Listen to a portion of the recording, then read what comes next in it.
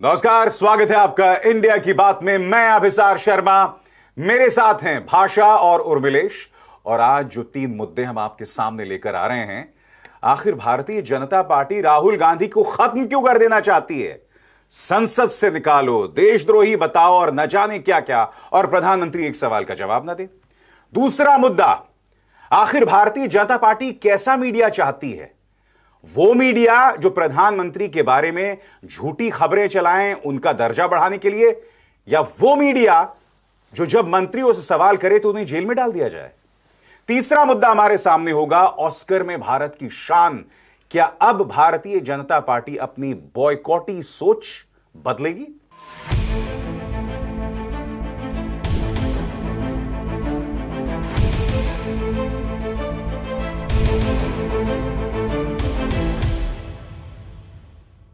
तो सबसे पहले हम बात करना चाहेंगे राहुल गांधी की।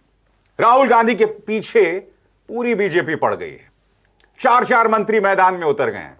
उनके बारे में झूठे बयान तक दिए जा रहे हैं कि उन्होंने विदेशी सरकारों को दखल देने की बात की। दूसरी तरफ मैं आपको प्रधानमंत्री के ऐसे ढेरों बयान दिखा सकता हूं जिसमें उन्होंने यह तक कहा कि इस देश में 60 साल तक अंधेरा था। हमारे वैज्ञानिकों का अपमान, पूर्व प्रधानमंत्रियों का अपमान, न जाने किन किन लोगों का अपमान। तो राहुल गांधी पर निशाना साधा जा रहा है। क्या मकसद है इसका, और इस खबर का क्या है पंच? भाषा बताइए। अभिसार, मुझे तो साफ दिखाई दे रहा है कि प्रधानमंत्री जी के जो प्रिय उद्योगपति हैं अडानी जी, और उनको लेके जो हिंडनबर्ग की रिपोर्ट आई है, उससे सारा का सारा ध्यान हटाने के लिए राहुल गांधी के नाम का व्हाइट वॉश किया जा रहा है, ताकि अडानी वाले स्कैम पर व्हाइट वॉश हो जाए और सिर्फ एक नॉन इशू को इशू बना के पूरे देश में दूसरे ढंग का ध्रुवीकरण और विपक्ष के नेता को टारगेट करने का एक औजार, एक टूल किट है, ऊपर से लेकर नीचे तक। अभिसार, क्या है इस पे आपका पंच? इस मुद्दे पर मेरा पंच यह है भाषा कि क्या ये राहुल गांधी की राजनीतिक संजीवनी साबित होगी? भारत जोड़ो यात्रा ने उनकी छवि बदली। अब झूठ के सहारे उन पर पूरा भाजपा का प्रचार तंत्र, सरकार जो है वो कूद पड़ी है। क्या इस झूठ का मुकाबला राहुल कर पाएंगे? और अगर कर पाएंगे तो यकीनन ये एक चुनावी फायदे के तौर पर सामने उभर कर आ सकता है। उर्मिलेश जी, आप बताइए इस मुद्दे का क्या है पंच? देखिए, मैं समझता हूं कि ये भारतीय जनता पार्टी की सरकार का एक तरह से ऑपरेशन अपोजिशन है। पहले था कि सरकार जो है, लगता था कि केवल कुछ नेताओं को परेशान कर रही है, कुछ दलों को। अब उनका यह है कि 2024 से पहले इंटायर जो अपोजिशन है, जो कंसिस्टेंट है अपनी लड़ाई में, उसको डेमोलिश करना, इसी का ये ऑपरेशन है। और उसमें राहुल गांधी के साथ उनकी मेंबरशिप खत्म करने का जो एक सोचा जा रहा है, वो भी शायद इसी का हिस्सा है। भाषा, अगर मैं पॉलिटिकल विच हंट का सामना करूं तो क्या यह अतिशयोक्ति होगी? कि देखिए, राहुल गांधी को बोलने नहीं दिया जा रहा। कल मैंने 2 बजे देखा, वो आए संसद में, जो एक्टिंग सभापति थे उन्होंने कोशिश भी नहीं की हाउस में डेकोरम लाने की, तुरंत जो है बर्खास्त कर दिया। उसके बाद मैं देख रहा हूं 4 मंत्री उतर के राजनाथ सिंह गलत बयानी कर रहे हैं संसद के अंदर, यह कह के कि वो विदेशी सरकारों को दखल देने की बात कर रहे हैं। यानी कि बार बार एक झूठ को दोहराते रहो और दूसरी तरफ उनकी लोकसभा की सदस्यता खारिज करने की बात करना। मुझे लगता है ये पॉलिटिकल विच हंट नहीं है तो क्या है? नहीं, और मुझे लग रहा है कि इसमें देखिए कि वो चाह रहे हैं कि बिल्कुल एक्सट्रीम स्टेप जो अभी तक इस तरह से किसी ने देखा नहीं है, क्योंकि आप विपक्ष के नेता के बारे में बात कर रहे हैं और सीधे सीधे आप ये बता रहे हैं कि इस सदन की अवमानना की है राहुल गांधी ने। मुझे लगता है कि इस तरह से प्रचार करके, और जो आप कह रहे हैं कि दुष्प्रचार करके, 100 बार झूठ बोल के सबके दिमाग में डालने का कि राहुल गांधी को सांसद बने रहने का हक नहीं है। क्यों? क्योंकि उन्होंने कोई ऐसी बात कही, लोकतंत्र को लेकर बात कही। मुझे लगता है इसमें बहुत जरूरी है ये बात भी बताना लोगों को कि ऐसा क्या बोला था उन्होंने जिस पर इतना हंगामा है, क्योंकि हम और आप और उर्मिलेश जी, सब लोग और ऐसा तमाम लोग इस पे बात कर चुके हैं कि जो बात कही वो लोकतंत्र को लेकर बात है। वो ऐसा भी नहीं कि पहले नहीं हुई और अभी नहीं हुई। मैं यहां पे मोदी जी का जिक्र भी नहीं करना चाहूंगी। मैं कहना चाहूंगी हर भारतीय नागरिक को, he is a Indian citizen, हमें और आपको भी अपनी सरकार के बारे में, अपने लोकतंत्र के बारे में फिक्रमंद होने का अधिकार है जी। और ये अधिकार हमें और ज्यादा देशभक्त बनाता है क्योंकि हम देश की परवाह करते हैं। लेकिन आप देखिए कि ये कहना कि उनको संसद नहीं होना चाहिए, सांसद नहीं होना चाहिए, देशद्रोह का मामला एक के बाद एक मंत्री बोल रहे हैं, यानी साफ है कि वो चाहते हैं कि राहुल गांधी 2024 से पहले की जो पृष्ठभूमि हो रही है विपक्षहीन हो देश की संसद। बिल्कुल। उर्मिलेश जी, सबसे शॉकिंग है राज्यसभा के सभापति या लोकसभा के अध्यक्ष का बर्ताव। खुलेआम सांसद ये कह रहे हैं कि जिस तरह से लोकतंत्र की हत्या संसद के अंदर की जा रही है उसकी अगुवाई लोकसभा अध्यक्ष कर रहे हैं। ये बात महुआ मोइत्रा ने कही अपने बयान में। जो तस्वीर दिखाई दे रही है संसदीय प्रणाली का, मैं ये अपमान मानूं इसे, या आप इसे एक अपवाद के तौर पर देख रहे हैं? क्या कहेंगे इसके बारे में? अभिसार, आपने जो सवाल किया है उस पर मैं आऊंगा, लेकिन उसके पहले एक बहुत महत्वपूर्ण सूचना या एक बहुत महत्वपूर्ण बात मैं रखना चाहता हूं, क्योंकि इसको लेकर देश में वाकई कंफ्यूजन है और आपने जो सवाल उठाया उसका वो हिस्सा है कि आपने नाम लिया केंद्रीय मंत्रियों का, कि वो ये बार बार कह रहे हैं कि राहुल गांधी ने ये कहा था कि आह्वान एक तरह से किया था विदेशी सरकारों का या विदेश के लोगों का कि आप भारत की डूबती हुई डेमोक्रेसी को बचाने के लिए आगे आइए, कुछ इस तरह की बात। मैं कल भी सुन रहा था भारतीय जनता पार्टी के प्रवक्ताओं को, केंद्र के मंत्रियों को, 4-4 मंत्री लगातार बोले हैं कि राहुल गांधी ने ब्रिटेन में ये कहा कि आप कुछ कीजिए, आपको कुछ करना होगा। जैसे लगता है कि इंडिया के खिलाफ या इंडिया की सत्ता के खिलाफ कोई वार का आह्वान कर रहे हैं या अपदस्थ करने की योजना में हिस्सा लेने के बारे में कह रहे हैं। मैंने चारों भाषण राहुल गांधी का बहुत ठीक से सुना है, चारों। देखिए, उन्होंने 4 जगह अपनी बात कही मेनली। पहला कैम्ब्रिज वाला भाषण, दूसरा उन्होंने भारत के वे पत्रकार जो ब्रिटेन में रहते हैं उनके बीच में बात करी, दानिश खान ने उसको मॉडरेट किया था, और तीसरा जो उन्होंने किया चैथम हाउस में किया, और जो आखिरी था वो पार्लियामेंट ऑफ ब्रिटिश पार्लियामेंट के कैंपस में किया। ये 4 जगह। दूसरा जो उनका भाषण, दूसरा जो था कैम्ब्रिज वाले में तो कुछ भी ऐसा नहीं था। कैम्ब्रिज वाला बहुत ही एकेडमिक और बहुत पॉलिटिकली शार्प भाषण था, बहुत ही पॉलिटिकली शार्प भाषण था। जर्नलिस्ट जो लगातार उनसे पूछ रहे थे उसमें एक जगह उन्होंने कहा कि कल्पना कीजिए यूरोप में डेमोक्रेसी आपकी अचानक लुप्त हो जाए तो क्या करेंगे आप, क्या करेंगे? इसलिए भारत की डूबती हुई या लुप्त होती हुई डेमोक्रेसी के बारे में सोचने की जरूरत है। अब सोचने की बात, तो सोचना क्या वार करना है? सोचने का क्या मतलब है कि वो कह रहे हैं कि उखाड़ फेंकने में आप मदद कीजिए हमारी? ये बिल्कुल डिस्टॉर्शन है शब्दों का। तीसरी बात, चैथम हाउस में, चैथम हाउस में राहुल गांधी ने एक सवाल के जवाब में यह तक कहा कि भारत में जो डेमोक्रेसी खत्म की जा रही है उसका समाधान भारत की जनता के पास है। बहुत सीधा सवाल था, सवाल बहुत सीधा था। अब सीधा सवाल था, ये हमारा आंतरिक मामला है, इसका समाधान हम करेंगे और भारत की जमीन पर होगा। नहीं, बहुत ही शार्प सवाल था भाषा उसमें, बहुत ही शार्प सवाल था कि क्या आप चाहते हैं कि यूरोपीय यूनियन और उसके लोग दखल दें?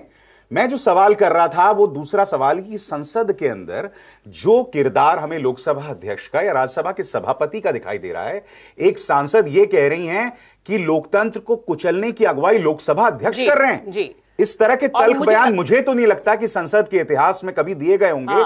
इस तरह के बयान दिया जाना, और खास तौर से देखिए कि ये पूरी की पूरी जो क्रोनोलॉजी है राहुल गांधी पे हमले की, जिस तरह से बातचीत हो रही है, इसे लेकर विपक्ष और विपक्ष के तमाम नेता साफ साफ ये देख रहे हैं कि किस तरह से झूठ पर, क्योंकि 100% झूठ है, भाषण उनका पब्लिक डोमेन में है, उस पर हम सारे लोग बात कर चुके हैं, बात होनी चाहिए। लेकिन यहां एक प्रिविलेज मोशन के तहत आप देखिए कि जिस तरह से जो सांसद हैं, जिस तरह से जो मंत्री हैं, लगातार एक नफरती ब्रिगेड के तौर पर ऑपरेट कर रहे हैं। और आप इंतहा यहां देखिए कि उसकी हेड जो अध्यक्ष हैं वो कर रहे हैं, दोनों सभाओं के अध्यक्ष, जिनका काम होना चाहिए कि आप डिबेट होने दें, बहस होने दें, कम से कम राहुल गांधी को आप बोलने तो दीजिए। मैं एक सेकंड, मैं यहां पर एक चीज इंटरवीन कर रहा हूं। मैंने देखा बाकायदा कि जिस दिन राजनाथ सिंह ने अपनी बात कही या उधर पीयूष गोयल ने अपनी बात कही, सत्ता पक्ष के लोगों ने तो अपनी बात कह दी, मगर जब विपक्ष की बारी आई तो उन्हें बात कहने का मौका ही नहीं मिला। और देखिए ना कि कहीं से भी दूसरा जो वर्जन है, मैं कह रही हूं कि मैं आपसे कुछ बात कर रही हूं, कोई सवाल पूछा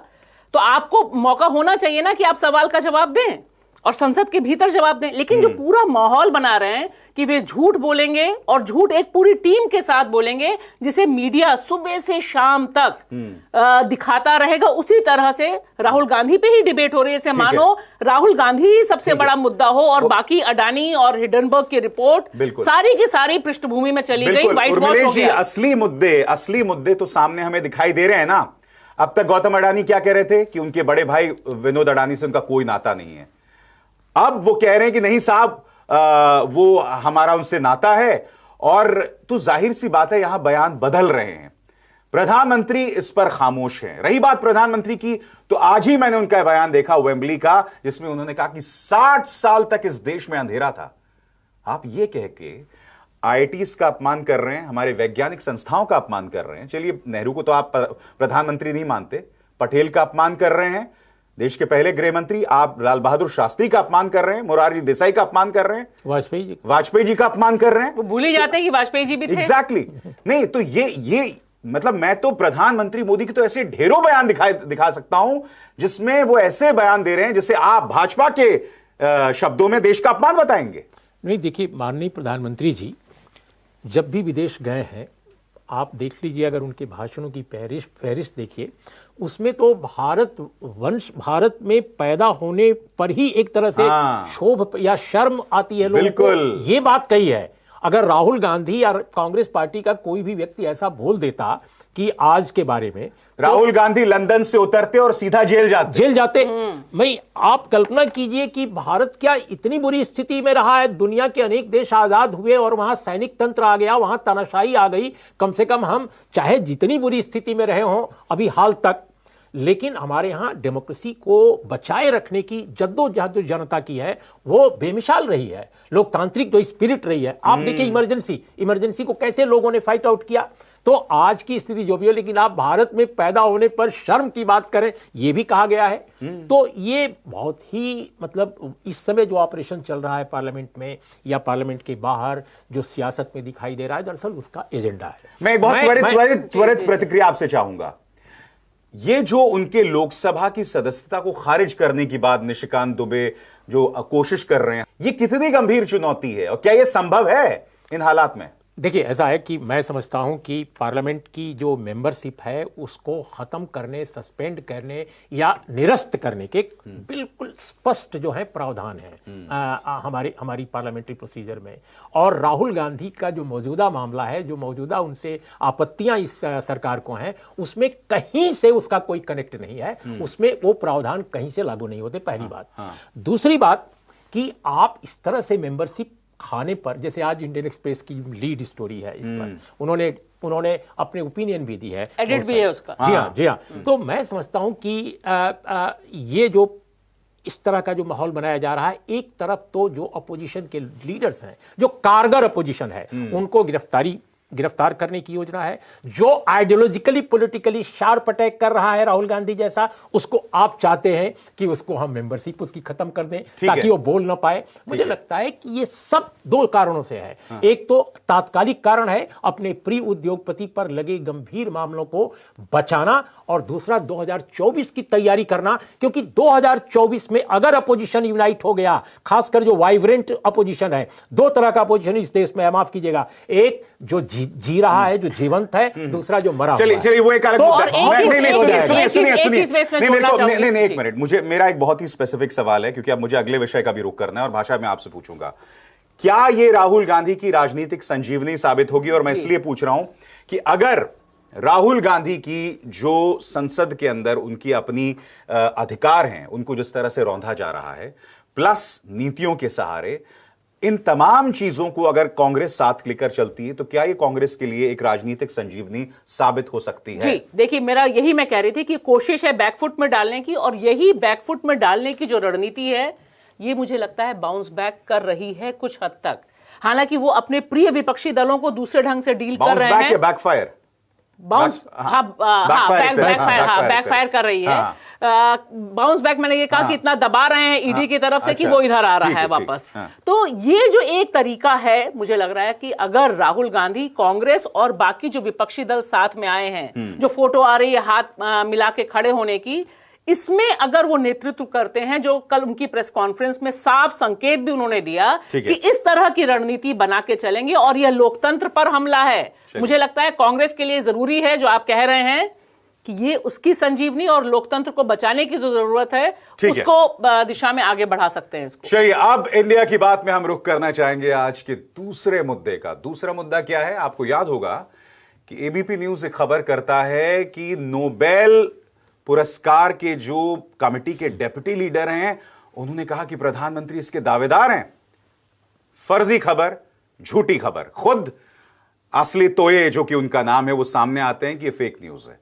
मगर दिलचस्प बात यह है कि उस झूठ की बगैर पड़ताल किए Hindustan, India today, times now, economic times उस झूठ का प्रचार प्रसार करता है। दूसरी तस्वीर आपको याद होगी, संजय राणा नाम का एक पत्रकार, वो उत्तर प्रदेश की एक मंत्री से सवाल कर रहे होते हैं कि आपने वादे पूरे नहीं किए। अगली तस्वीर, उन्हें गिरफ्तार कर लिया जाता है। भाजपा कैसा मीडिया चाहती है भाई? इस खबर का क्या है पंच? उर्मिलेश जी बताएं। देखिए, मैं समझता हूं कि कोई भी जो राजनीतिक राजनीति में है और राजनीति करता है, अगर बड़े ओहदे पर है, वो भी भारत जैसे बड़े देश का प्रधानमंत्री है, तो उसकी महत्वाकांक्षाएं हो सकती हैं। लेकिन मैं समझता हूं कि किसी वैश्विक सम्मान के बारे में इस तरह की खबरों को परोसा जाना या कुछ लोगों द्वारा प्लांट करना, मैं नहीं समझता कि किसी नेता, किसी देश या किसी समाज के लिए ये कोई अच्छी बात है। ये ओछापन है। ऐसा मीडिया को नहीं करना चाहिए या प्लांट करने वालों को ये काम नहीं करना चाहिए। भाषा, आप बताएं क्या है इस खबर का पंच? बहुत साफ दिखाई दे रहा है कि वो मेन स्ट्रीम मीडिया को, जो सो कॉल्ड कॉर्पोरेट मीडिया है, उसे ही ट्रोल आर्मी में तब्दील कर रही है। और लगातार उनका मानना है कि जो बीजेपी का आईटी सेल है जो काम नहीं कर पा रहा, दरअसल वह मीडिया को जिम्मेदारी उन्होंने दे दी है कि आप सुबह से शाम तक या तो इमेज बिल्डिंग करिए या विपक्ष पर हमला कीजिए। और ऐसे में जो पत्रकार सवाल उठाते हैं उनको जेल की सलाखों के पीछे डालने की कोशिश और साजिश रची जा रही है। अभिसार, क्या है आपका पंच इस पे? इस मुद्दे पर मेरा पंच यह है भाषा कि इसमें मीडिया और भाजपा का गठजोड़ जो है वो साफ तौर पर दिखाई दे रहा है। यानी कि एक झूठी खबर चलाओ और वो झूठी खबर चला के उसे वायरल कर दो। अब वो खबर झूठी है, वो लोगों तक पहुंच गई है, उसका खंडन लोगों तक नहीं पहुंच रहा है, मगर प्रधानमंत्री का जो कद है, उनकी गरिमा है, वो जो है उसमें चार चांद लगा दिए जाते हैं। खबर बेशक झूठी हो, तो यह अंदाजे बयां बीजेपी कर रहा है। और जो पत्रकार, संजय राणा जैसे पत्रकार सत्ता से सवाल करते हैं, सिर्फ सवाल करने के लिए झूठे आरोप लगाकर उन्हें जेल में डाल दिया जाए। संजय राणा की बात मैं आपसे करना चाहूंगा उर्मिलेश जी। वो वीडियो आपने भी देखा होगा। वो बहुत ही तमीज के साथ व्यक्ति सवाल पूछ रहा है और फिर वो जनता को भी आह्वान कर रहा है कि आपके वादे पूरे हुए। गुलाब देवी सवालों का जवाब नहीं दे पा रही हैं और उसके बाद उन्हें जेल में डाल दिया जाता है। मगर खुशी इस बात की है कि आतंकवादी की तरह उस व्यक्ति को घुमाया जा रहा होता है, उसके हाथों में रस्सी बांधी गई है, जानवर की तरह बिल्कुल। मगर खुशी इस बात की है कि उसके जहन में डर नहीं है, उसकी आंखों में भय नहीं है। भाजपा जितना भी कर ले, जो पत्रकार सत्ता से सवाल करेगा तुम उसे गिरफ्तार तो कर लोगे, मगर वो तुमसे डरने नहीं वाला है। देखिए, बहुत महत्वपूर्ण बात है और उत्तर प्रदेश में ये पहली बार नहीं हुआ है। आपको याद होगा मिर्ज़ापुर में जब एक पत्रकार ने वहाँ पर जो स्कूली बच्चों को जो खाना दिया जाता है उसमें गड़बड़ी की शिकायत करी और बताया कि कितना ख़राब खाना दिया जा रहा है, तो उस पर इतनी सारी केसेस लगाई गई, इतनी ज़्यादा उसको टॉर्चर किया गया, परेशान किया गया कि उसकी कल्पना नहीं की जा सकती है। ये ऐसा होता रहा है और हर जिले में ऐसा हो रहा है। वैसे उनकी मृत्यु भी हो गई, मैं आपको बता दूं, कैंसर से उनकी मृत्यु भी हो गई। कैंसर से मौत हो गई बाद के दिनों में, लेकिन मृत्यु का खैर संबंध इससे नहीं है, इसलिए मैंने जिक्र नहीं किया। लेकिन आपको मैं बताऊं कि ऐसे मिस्टर जायसवाल, संजय क्या नाम था? संजय जायसवाल उत्तर प्रदेश के जिला जिला में है। आप बताऊं, आजमगढ़ से लेकर गाजीपुर और ईस्टर्न यूपी में कई ऐसे पत्रकार हैं जिनको हाल के दिनों में गिरफ्तार किया गया था। यस, बलिया। और इस तरह से लगातार हो रहा है। लेकिन जो एक तबका पत्रकारिता में है, जो पावर में है, पत्रकारिता के पावर में, वो सत्ता के साथ खड़ा है। और जो जनता के साथ खड़े पत्रकार हैं उनका भी एक हिस्सा है जो अपने तय काम कर रहा है। सबसे ज्यादा परेशानी जनता के साथ खड़े पत्रकारों के से है, इस सत्ता को गायकों से है, लेखकों से है, बुद्धिजीवियों से है। अब नेहा सिंह राठौर आप क्या करेंगे? नेहा सिंह राठौर अगर पूरे देश में न जानी गई होती अब तक तो वो भी जेल में होती।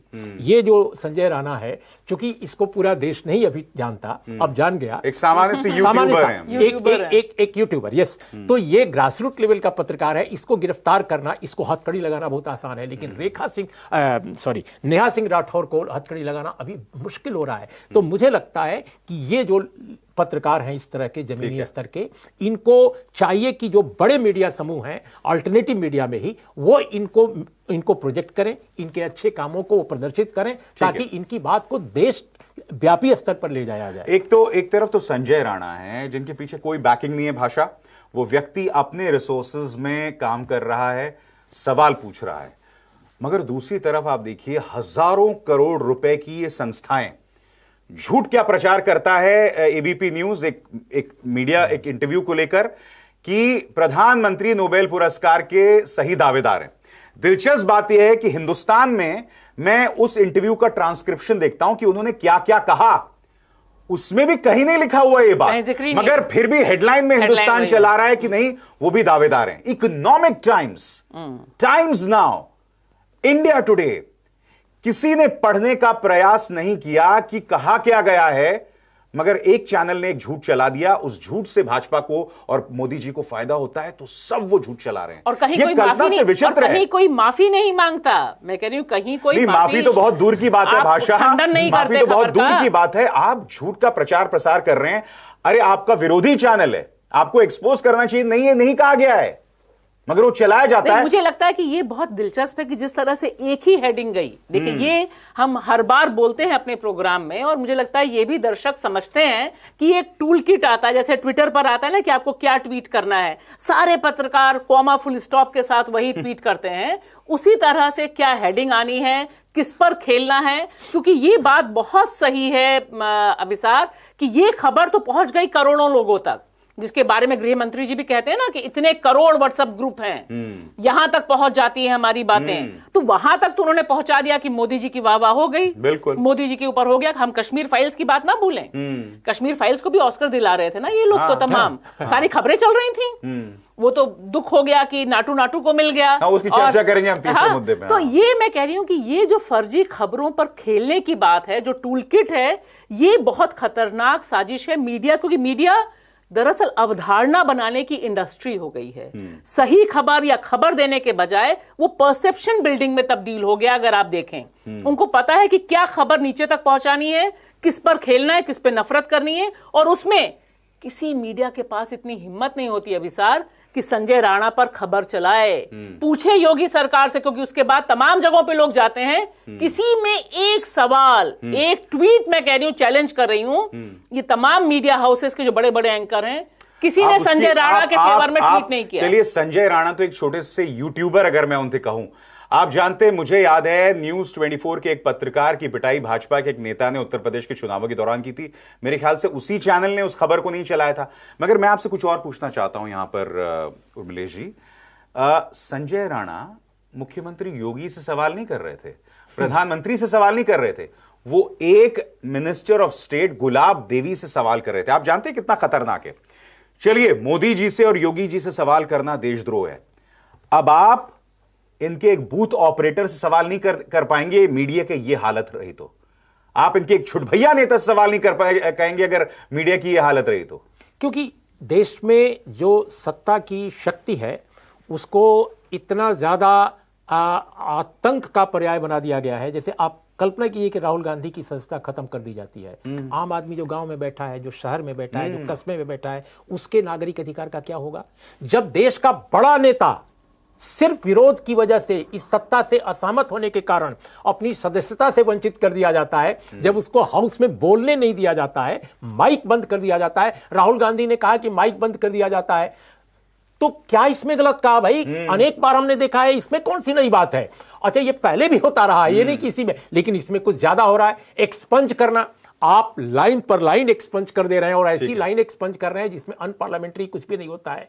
तो आपने जो कहा योगी जी या मोदी जी पर, केवल नहीं कह रहा वरना देशद्रोह हो जाएगा, हो, ये बना दिया गया है, लेकिन ब्लॉक लेवल का एक बीजेपी का आदमी, ये नेता, वो तो मान लीजिए कि विधायक है या मंत्री है, राज्य मंत्री है, जो भी है, लेकिन अब तो हालत यह है कि आरएसएस का एक कार्यकर्ता है, वह भी इतना ताकतवर हो चुका है कि कोई व्यक्ति असहमत अगर उससे है तो उसके खिलाफ कुछ भी किया जा सकता है, थाने में एफआईआर कराया जा सकता है, उसको अरेस्ट कराया जा सकता है। टोटल इस तरह की डिक्टेटरशिप जो है खासकर ग्रास रूट लेवल पर चल रही है। ठीक है, चलिए अब हम रुक करते हैं अपने तीसरे मुद्दे का। जैसे कि आप जानते हैं, ऑस्कर में भारत को कई सम्मान मिले। नाटू नाटू को जो है गाना है RRR का, उसे अवार्ड मिला। इसके अलावा एलिफेंट विस्परर्स को अवार्ड मिला बेस्ट डॉक्यूमेंट्री शॉट। और तीसरी बात, दीपिका पादुकोण आई, प्रेजेंटर के तौर पर उन्होंने अपनी बात रखी। और याद कीजिए दीपिका पादुकोण को किस तरह से भाजपा के नेताओं ने निशाने पर लिया था। याद कीजिए भाजपा के करीमनगर से सांसद बंदी संजय कुमार ने किस तरह से कहा था कि जो सिनेमा हॉल RRR को दिखाएगा हम उसे जला देंगे। तो क्या भाजपा अपनी बॉयकॉट सोच को बदलेगा? क्या है इस खबर का पंच, बताएं भाषा। मुझे तो साफ दिखाई दे रहा है अभिसार कि जो सॉफ्ट पावर है बॉलीवुड की, दरअसल वह ये बॉयकॉट गैंग और नफरती गैंग को सीधे सीधे टक्कर दे रही है। और इसका सबसे बड़ा प्रमाण है ऑस्कर में 2 पुरस्कार मिलना। और खास बात इसमें यह है कि जिस तरह से भक्तों को मिर्ची लगी होगी दीपिका पादुकोण को वहां देखकर, लेकिन जो असहायता है कि आपकी कश्मीर फाइल्स वहां नहीं पहुंचती, आपकी बाकी तमाम नफरती ब्रिगेड वहां नहीं पहुंचती, वे लोग वहां पहुंचते हैं जो मुद्दों पर बात कर रहे हैं, मुद्दों पे काम कर रहे हैं। और खास तौर से डॉक्यू फिल्में जो पहुंची हैं, उन्होंने दिखाया है नफरत नहीं, काम बोलता है। अभिसार, क्या है इस पे आपका पंच? इस मुद्दे पर मेरा पंच यह है कि भारतीय जनता पार्टी को अपनी नकारात्मक सोच बदलनी पड़ेगी, क्योंकि उनकी सोच भारत की सोच अंतर्राष्ट्रीय तौर पर नहीं हो सकती। अब भी वर्ल्ड कप फुटबॉल होता है तो वहां पर एक शाहरुख खान और दीपिका पादुकोण को सम्मानित किया जाता है। अब भी साउथ से बनने वाली फिल्में इंटरनेशनली जबरदस्त बॉक्स ऑफिस का बिजनेस कर रही हैं। कश्मीर फाइल्स हिंदू अस्मिता पर खेल के सुपरहिट हो तो जाती है, मगर हकीकत यह है, आप जानते हैं कि वो निर्माता अपने आप में कितने बड़े कायर हैं कि असल में वो कश्मीरी पंडितों का मुद्दा नहीं उठाते और सरकार से सवाल नहीं उठते। तो जो बॉयकॉट सोच है भाजपा की, उन्हें बदलनी पड़ेगी, क्योंकि वो सोच हम सब के लिए निहायत ही शर्मनाक, एम्बैरसिंग है। बताइए उर्मिलेश जी, क्या है इस खबर का पंच? देखिए, कला हो, साहित्य हो या संस्कृति का कोई भी रूप हो, मैं समझता हूं कि वो 2 कारणों से स्वीकार किया जाता है या सम्मानित किया जाता है। पहली बात कि वो कितना मानवीय है, और दूसरा वो कितना कलात्मक है। जो मौजूदा निज़ाम है, जो मौजूदा रिजीम है, इसके जो प्रचारक हैं वो मानवीयता और कलात्मकता दोनों स्तरों पर फिसड्डी हैं। ये अजीब विडंबना है।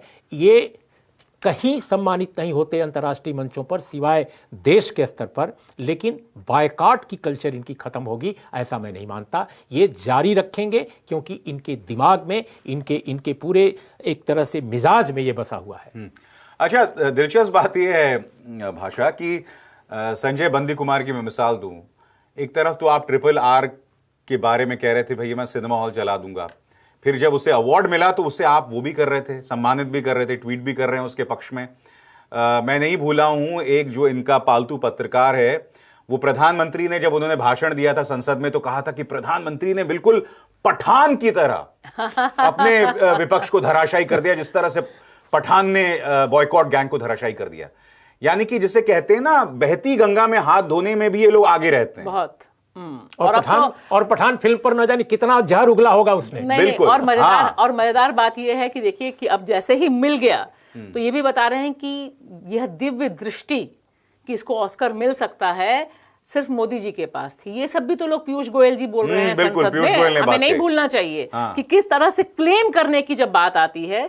लेकिन आप देखिए कि शर्मनाक बात ये है, मुझे लगता है बिसार ये सीखेंगे इसलिए नहीं क्योंकि देखिए सिर्फ फिल्म की बात नहीं है। आप देखिए होली बीती, होली में पूरी देश की राजधानी दिल्ली में जो बैनर और पोस्टर्स लगे उसमें आह्वान था कि आप भगवा रंग से होली खेलिए। ये भाजपा के होर्डिंग्स के साथ लगे हुए थे। तो मुझे लगता है कि एक भगवा पठान में जब बिकिनी पहन ली दीपिका पादुकोण ने तो हंगामा मच गया था। तो नफरत नफरत खेल खेल के, लेकिन जब नफरत अंतर्राष्ट्रीय फलक पे फ्लॉप हो जाती है तब मुझे लगता है कि इनको लगता है कि भाई हमें भी कुछ इस पे क्लेम करना चाहिए, कुछ आगे बढ़ना चाहिए। लेकिन देश की जनता ने जिस तरह से इस नफरती ब्रिगेड को कम से कम बॉलीवुड के संदर्भ में जवाब दिया, पठान का बायकॉट बिल्कुल दूसरे ढंग से आया। हमने देखा कितनी सफलता हासिल हुई, जो लोग नहीं भी देखने जाते वो भी देखने गए। इससे लगता है कि देश में अभी प्रेम, सद्भाव और एंटरटेनमेंट के लिए एक अलग से जगह है जिसको नफरती ब्रिगेड अभी कैप्चर नहीं कर पा आप रही ये कह रहे थे आपको नहीं लगता ये सोच बदलने वाली है, मगर जब जनता का अपार समर्थन इन फिल्मी सितारों को मिलता रहेगा तो इस सोच से कब तक खुद को जुदा रखेगी बीजेपी? कब तक वो इसका विरोध करते रहेंगे? कब तक अपने नफरती एजेंडे को आगे करते रहेंगे? क्योंकि इसकी कीमत है ना जो देश को चुकानी पड़ेगी अंतर्राष्ट्रीय तौर पर। और जनता की सोच के खिलाफ कब तक जाएंगे आप? देखिए, आपका सवाल तो बहुत सीधा है, लेकिन इसका उत्तर बड़ा जटिल है। क्योंकि राजनीति और जो संस्कृति है, जो कला है, जो टैलेंट है, उसके बीच में एक कहीं ना कहीं एक डिवाइडिंग लाइन है। जैसे अपने देश की राजनीति में आप जितने ज्यादा पोलराइजिंग होते हैं, आप नफरत का धंधा जितना करते हैं, बहुत तेजी से आप फैलते हैं। आप देख लीजिए पिछले 20 साल से। लेकिन इसके आधार पर आप कोई शानदार फिल्म नहीं बना सकते, कोई अच्छी पेंटिंग नहीं कर सकते, कोई अच्छी कहानी नहीं लिख सकते, कोई अच्छा उपन्यास नहीं लिख सकते। और यही कारण है कि पिछले आजादी से पहले और आजादी के बाद इस देश में जितने महान कलाकार पैदा हुए, जितने उपन्यासकार पैदा हुए, जितने बड़े फिल्मकार पैदा हुए, वे सारे के सारे लोग, अधिकांश लोग, मैं तो कहूंगा 99.9% लोग प्रो पीपुल लोग हैं। वो जनता के पक्षधर हैं, समाज के पक्षधर हैं, सुंदरता के पक्षधर हैं। आप उठा लीजिए रविन्द्रनाथ टैगोर को, आप उठा लीजिए, आप बाद के दिनों में जितने बड़े लोगों का नाम लीजिए, मृणाल सेन, जितने अच्छे लोग, आज भी अडूर गोपालकृष्णन या जितने रामान साहब, वो भी ऑस्कर पाए हुए हैं। ये सारे लोग प्रो पीपुल लोग हैं। आपके बीच से, यानी जो आपका भगवा ब्रिगेड है, उसके बीच से कोई बड़ा कलाकार क्यों नहीं आता? आप बनाते हैं कश्मीर फाइल, आप इतना प्रचार करते हैं कि इसको हम ऑस्कर ले जाएंगे, हम इसको दुनिया के फलक पर ले जाएंगे। उसको बाकायदा फिल्म फेस्टिवल में पुणे के गोवा के बाकायदे डिक्लेयर कर देता है एक इजरायली बड़ा फिल्मकार कि ऐसी फिल्में हम नहीं एंटरटेन कर सकते, ये नफरती। अच्छा, दिलचस्प बात यह भाषा यहां पर कि झूठ का इस्तेमाल करना। हमने देखा था विवेक अग्निहोत्री, अनुपम खेर की हमारी फिल्म ऑस्कर्स के लिए शॉर्ट लिस्ट हो गई है। जब RRR को ऑस्कर मिला या एलिफेंट विस्परर्स को ऑस्कर मिला या फिर दीपिका पादुकोण जिस तरह से वहां सम्मानित हुई, मेरे ख्याल से वो एक करारा तमाचा था इस झूठी गैंग को कि तुम सिर्फ नफरत के सहारे और झूठ के सहारे अपनी बात रख सकते हो, तुम्हारे पास बात रखने का सलीका भी नहीं। हकीकत यह है। और आप देखिए कि कितनी भी कोशिश कर लें, कितना भी कॉर्पोरेट मीडिया को अपने कब्जे में या मान लें कि टूल किट चलेगा, दीपिका पादुकोण के फोटो आप कैसे नहीं छापेंगे या कैसे नहीं दिखाएंगे कि उनकी आंखों में जब आंसू आया, जब नाटू नाटू अनाउंसमेंट हुआ, तो क्लोजअप तो वहीं गया ना, क्लोजअप तो आपके भक्तगणों पे नहीं गया। तो मुझे लगता है कि ये एक चीज बहुत बड़ा चैलेंज है जिसे कोशिश बहुत कर रहे हैं। मैं उर्मिला जी ये कहना जरूर चाहूंगी, हमें ये समझना चाहिए, कोशिश इनकी बहुत है कि बॉलीवुड को ये टेम कर सकें जैसे विपक्ष को टेम कर रहे हैं। वहां पे अपने लोगों को घुसाएं, अपने लोगों की फिल्में बनाएं, अपने लोगों को फिल्म। और एक बड़ा खेमा अभिनेताओं का इस तरह का है जो अक्षय कुमार और बाकी लोगों में हम देखते हैं कि आम कैसे खाते हैं और क्या करते हैं, जिनको इन्होंने लगातार नर्चर किया है। लेकिन अभी बायकॉट गैंग मुझे लगता है बॉलीवुड में तो फ्लॉप। चलिए, बहुत बहुत शुक्रिया आप दोनों का। तो इंडिया की बात में बस इतना ही। अभिसार, भाषा और उर्मिलेश को दीजिए अनुमति। आप सबसे अपील कि इस कार्यक्रम को ज्यादा से ज्यादा लोगों तक पहुंचाइए और कमेंट सेक्शन में अपनी राय भी ताबड़तोड़ दीजिए। नमस्कार।